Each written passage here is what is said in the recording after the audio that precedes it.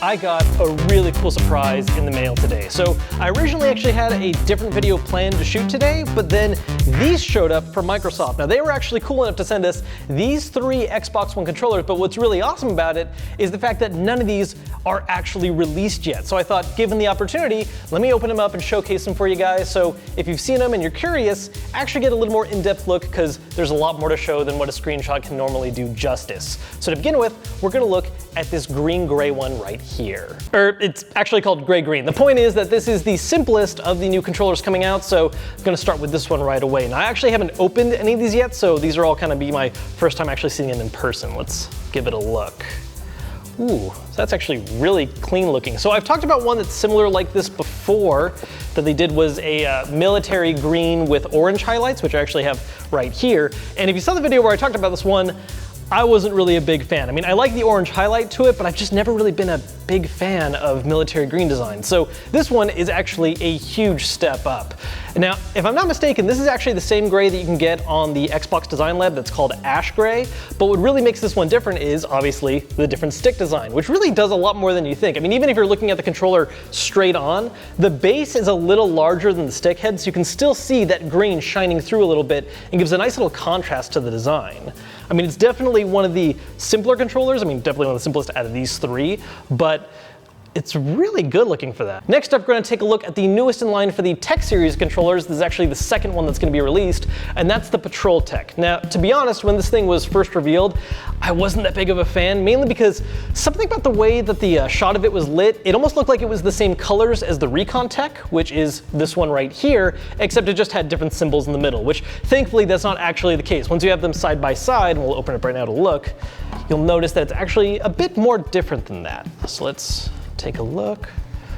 Oh yeah, that's actually a lot more different once you see it in person. So if you're looking at one of these individually, you might think this is the same gray, but when you have them side by side, you'll notice that this is a darker, kind of deeper one with more bluish tones, whereas this one's just the ever tiny little bit green, which you would never notice until you had something else to contrast it. Also, the other big change is that the etching on the front here is silver instead of gold. So overall, this controller has a much more kind of cooler tone and vibe to it. Really, looking at it now and having it on hand, I actually like this one more than the Recon Tech. I mean, I think I've talked before, I'm not a huge fan of gold accents. It just always seems a little too gaudy to me. So the silver with the dark blue, I think, is a really good look. I still don't get absolutely any vibe whatsoever that this is a military thing. I don't understand the theme of this controller line.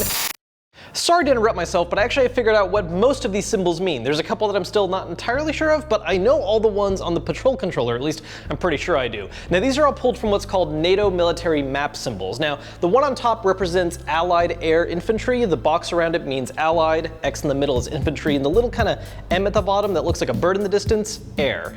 Now this one at the bottom is a more generic symbol that means enemy air units. It doesn't let you know that, like, what kind of specific ones they are. If it was an Allied one, it would be a smoother kind of parabolic line pointed up instead of being these hard edges.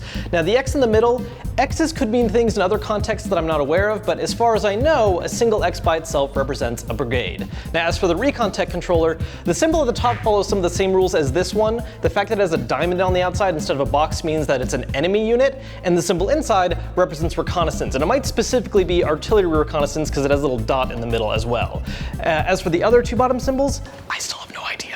Now, like the Recon Tech, this is a little higher quality controller in general. It's not just things like the fact that it has the silver etching on the front, but also on the back, it does have a different grip. Most other controllers just have this slightly rougher plastic, so it gives you more grip, but not much else. This actually has kind of a rubber insert with little diamond shapes, so it's gonna give you a more comfortable grip that has just the littlest bit of pliability to it. And next we have the Volcano Shadow. Now this is actually the one that when they first revealed these 3 new controllers, this one really stood out to me as one that I really wanted to grab. So I was super excited when these came in.